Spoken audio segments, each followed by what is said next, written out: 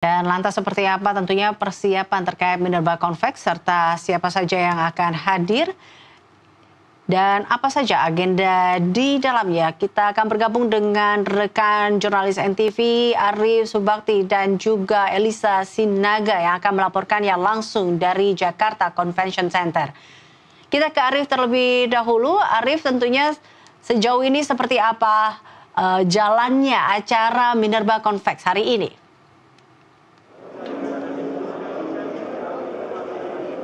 Baik Eliza dan juga pemirsa, memang seperti yang dijadwalkan sebelumnya bahwa Mineral dan Batu Bara Convention Expo atau Minerba Convex 2025 dijadwalkan akan dimulai pada pukul 10 pagi. Namun memang berdasarkan pantauan kami, acara ini baru saja dimulai atau sekitar 6 menit yang lalu. Dan memang sebelumnya juga bahwa acara Minerba Convex 2025 ini harusnya dibuka oleh Presiden Prabowo Subianto. Namun memang sampai saat ini juga terlihat belum adanya atau hadirnya Bapak Presiden, dan kami juga masih menunggu begitu kehadiran beliau. Dan dapat kami sampaikan juga bahwa untuk acara atau 6 menit yang lalu, acara ini diawali dengan menyanyikan bersama lagu kebangsaan Indonesia Raya, kemudian dilanjutkan dengan tarian-tarian daerah yang dimana memang disesuaikan dengan visual kekayaan alam Indonesia. Kemudian juga sambutan dari Ketua Pelaksana yaitu Resvani yang juga menyampaikan pentingnya kolaborasi, kemudian juga kerjasama antar stakeholders. Dan setelah ini akan ada pidato singkat dari Menteri ESDM yaitu Bapak Bahlil Lahadalia.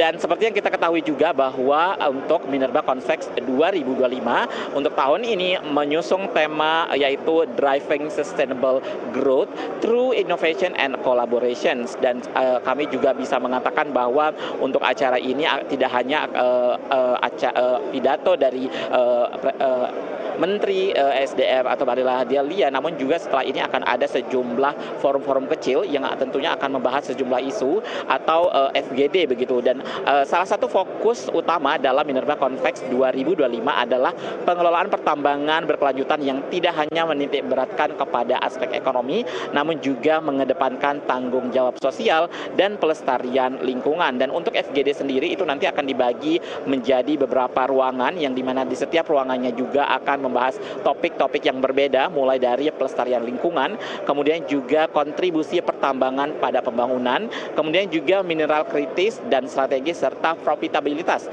dari sektor pertambangan.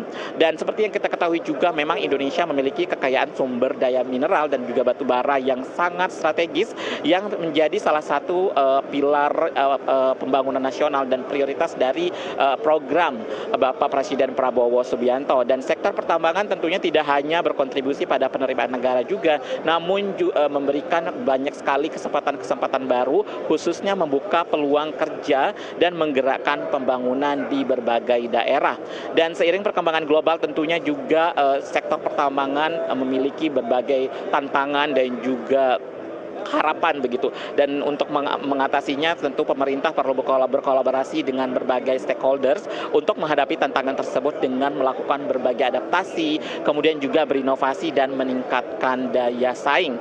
Dan untuk acara Minerba Convex ini memang tidak hanya diadakan di main hall atau di assembly hall di Jakarta International Convention Center, namun di luarnya juga terdapat banyak sekali agenda-agenda sampingan yang juga side-side event ini memberikan berbagai pandangan terhadap industri pertambangan, mulai dari inovasi-inovasi teknologi, kemudian juga penerapan praktik pertambangan berkelanjutan, dan salah satu topik penting yaitu penguatan prinsip environmental dan juga social and governance atau ESG yang menjadi tuntutan yang tentunya sampai saat ini masih digaungkan juga oleh pemerintah. Dan seperti yang kita ketahui, pemerintah sampai saat ini juga tentunya masih bersama para pemangku kepentingan terus mendorong tata kelola pertambangan yang lebih baik melalui kebijakan-kebijakan seperti hilirisasi, kemudian juga perlindungan lingkungan dan sosial, sehingga kebijakan ini nantinya memiliki tujuan agar manfaat sumber daya alam dapat dinikmati secara adil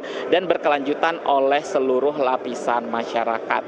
Demikian informasi yang dapat kami sampaikan kembali ke Anda di studio.